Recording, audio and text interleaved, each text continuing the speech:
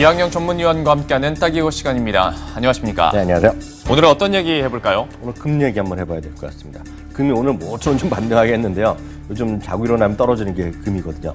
미국 달러랑. 네. 오늘 그 얘기 한번 해보도록 하겠습니다. 뜬금없이 금이에요. 요즘에 워낙 주식시장 화랑이다 보니까, 그리고 이제 옐런 의장도 기자회견에서 비트코인 얘기할 정도로 위험자산 쪽으로 선호 심리가 나타나고 있는데, 네. 금 뭐 많이 떨어졌다니까 뭐 일리는 있을 것 같은데, 네. 이거 왜 갑자기 금 얘기를 하고 얼마나 떨어졌는지도 한번 짚어주세요. 이거 딱 보면 그림 하나 보시면 좋겠는데, 제가 7, 8월만 해도 그때도 금 계속 사도 된다 말씀드렸는데요. 그때 대긴콘이 오늘 떨어졌어요. 예. 그러니까 딱 9월부터 우리 고점에서 쭉 좀 떨어지는 모습. 그러게요. 예. 오늘은 거의 5개월 만에 최저치까지 갔다가 그나마 조금 반등하는 모습을 보여줬는데요. 그렇게 만만해 보이지는 않기 때문에 오늘 다시 한번 정리하는 차원에서 금 가격부터 확인하고 넘어갑니다.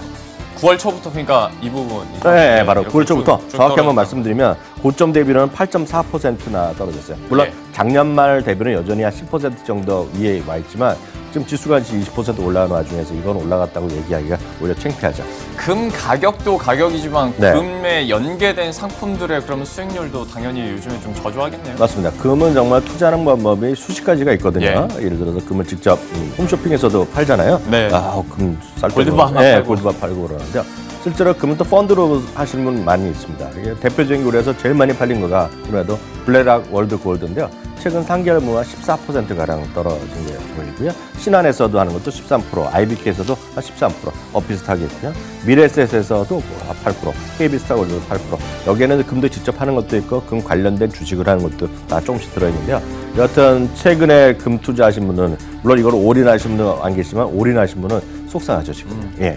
그런데 이제 왜 이렇게 금값이 떨어지느냐라고 한다면 이제 네. 개별적으로 봐야 되는 것이 여러 프로그램 통해서도 말을 했었는데 네. 옛날에는 위험자산이 올라가면 안전자산 떨어지고 뭐 이런 상관관계라는 게 그래도 있었잖아요. 네, 맞습니다. 근데 요즘에 달러화가 약세를 기록하면 옛날 같은 경우면 금은 좀 올라야 되는데 그러지도 않고 동반 약세를 기록하고 있단 말이죠. 맞습니다. 요즘 보면 전통적인 경제학에서 얘기하는 뭐 상승이다 하락 이렇게 그림을 그리는 거 아마 있을 텐데요. 그게 다 안 맞아요 지금요. 이게 어찌됐건 트럼프 이후에 모든 것이 헷갈려지고 있고 거기다가 비트코인까지 들어오면서 더 헷갈려지고 있는데요. 어찌됐건 간에 최근에 보면 여러 가지 요인이 분명히 있겠는데요. 전 세계 주식시장이 계속 잘 나가고 있잖아요. 여기 보면 주식시장이라는 거는 쉽게 얘기해서 안전자산이라고 얘기할 수는 없거든요. 네. 리스크를 분명히 갖고 가는 거죠. 물론 다들 제가 제일 어이없게 생각하는 사람들이 이 주식 사면 무조건 오른다고 얘기하는 사람들 있잖아요. 네. 저라면 그걸 다 녹음합니다, 녹음.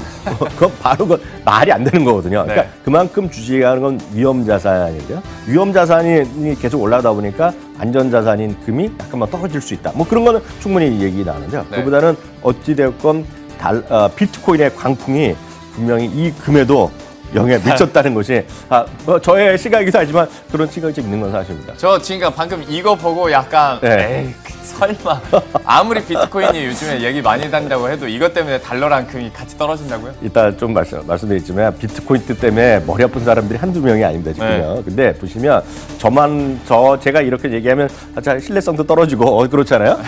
진짜 뭐 이렇게 또 문서화되고 뭔가 수치가 나와요. 수치가 나와야 되는데 그래서 오늘은 내가 웬만한 이름을 거론을 안 하는데 이건 뭐 이런 것도 나중에 오해를 받으면 안 되기 때문에 이름을 제가 거명하겠는데요. NH투자증권의 황병진 연구원이라는 분이 계시는데 이분이 인터뷰를 한 명이에요.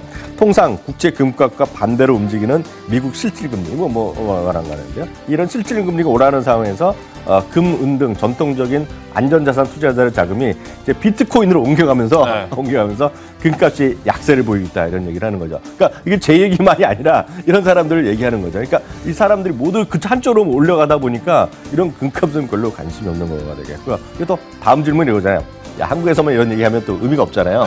그래서 외국을 또 막 어저께 찾아봤습니다. 그런 거 좋아하죠. 네, 그러니까 CNBC에서 또 이런 얘기를 했네요. 이런 얘기 정확히 그대로 읽어드리겠습니다. 지난 10일 날이요. 지난 월요일 날이잖아요. 시카고 옵션거래소 CBOE에서 상장된 비트코인 선물 가격 움직임이 금값을 결정하는 핵심 요인으로 떠올랐다는 거예요, 지금. 이게 보면 전통적인 경쟁이 없는 거죠. FOMC의 의장이 오늘 마지막에서 지금 옐런 의장도 그런 얘기예요. 그러니까 지금 엄청나게 쉽게 투기 자산이라고 스페큘러티브 에셋이라는 말을 썼는데요. 엄청 투기 자산인데 모든 사람이 금값에 그 투기가 있는 거죠. 그렇기 때문에 역설적으로 금값은 언제 오르냐? CNBC 얘기입니다.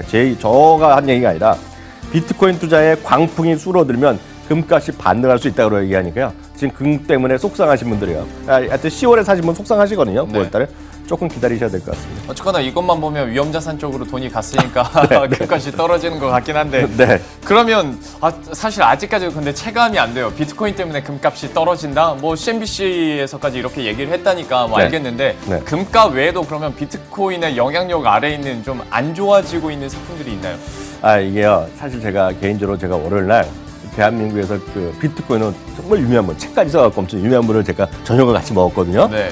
그분도 얘기하는데 지금 이게 너무 많이 그 생각도 없이 사람들 엄청 올라간다는 거예요. 그래서 투기 얘기 나오는데요. 투기 자산하면 대표적인 투기 자산이 물론 주식인데 뭐 나쁜 의미가 아니라 이제 투기는 안전 자산을 만드는 투기인데 투기 자산의 대표적인 것이 또 뭐겠어요? 주식 안에서 보면 중소형주? 그렇죠. 코스피 아니면 코스닥이잖아요. 예. 코스닥이 지금 잘 안 되고 있잖아요. 역시. 요즘 보면 한 2, 3주째 잘 안 되고 있잖아요. 그 냉정히 보면 비트코인 때문에 지금 광풍에 못매를 맞는 것은 금뿐만 아니라 저는 코스닥도 그렇다고 전 생각을 갖고 이거 뭐 제 개인 의견이기도 하고요. 월요일날 그런 얘기를 했더니 어저께인가요? 바로 이렇게 뉴스 나온 데가 있던데요. 금 투자만이 아닙니다 지금요. 왜냐하면 바로 코스닥 시장과 특히 증권회사가 지금 상당히 어려움을 겪고 있는데요. 예. 온통 개미 투자가들이나 언론에 관심 비트코인이잖아요. 딱 이거가 연합뉴스에서 나온 거 제가 그 연합뉴스 제가 그냥 그 캡처해 왔거든요. 코스닥 대신 비트코인 사는 개미들 증시 자금 잠시 구려. 네. 그러니까 이거에 이 기사에 이 얘기에 좀 어이없다 하시는 분은 연합뉴스에 전화 거셔야죠 지금.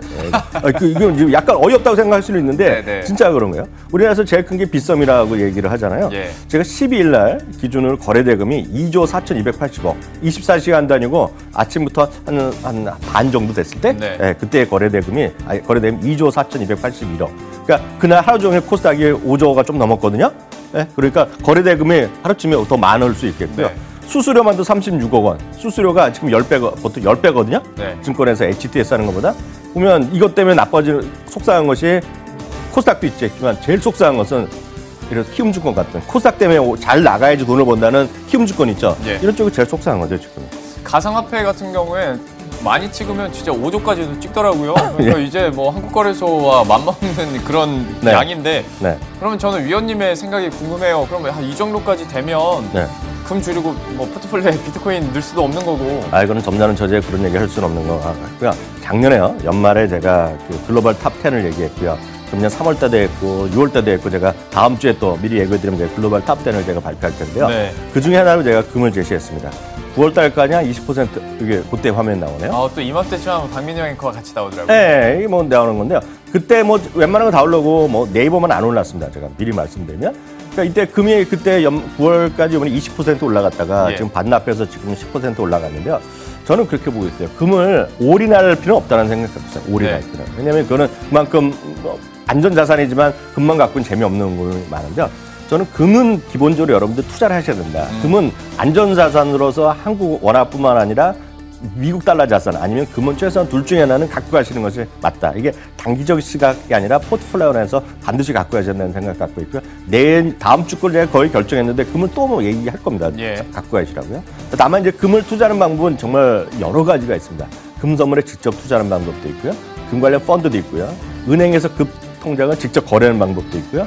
금 상품에서 직접 홈쇼핑이나 금은방에서 사는 방법도 있기 때문에 각자 맞는 방법. 이건 워낙 세금이 워낙 다르고 거래 비용이 틀리기 때문에 이런 것들 각자 알아서 하셔야 되겠지만 결론은 금은 갖고 가셔야 된다. 이렇게 말씀드리고 싶네요. 오늘 금 투자에 대해서 함께 얘기를 해주셨고요. 그래도 단기적으로 떨어졌다 하더라도 금은 가져가야 된다 얘기를 해주셨습니다. 그리고 앞서서 잠깐 예고를 해주신 것처럼 이제 다음 주쯤이면 이제 수익률 탑10 얘기를 해주실 텐데 그때는 또 그때 작년 이맘때 얘기를 했던 사람과 얘기를 나누는 게 낫지 않겠습니까? 박민영 앵커 한번 섭외를 해보도록 하겠습니다. 이항영 위원의 딱이거 함께했습니다. 고맙습니다.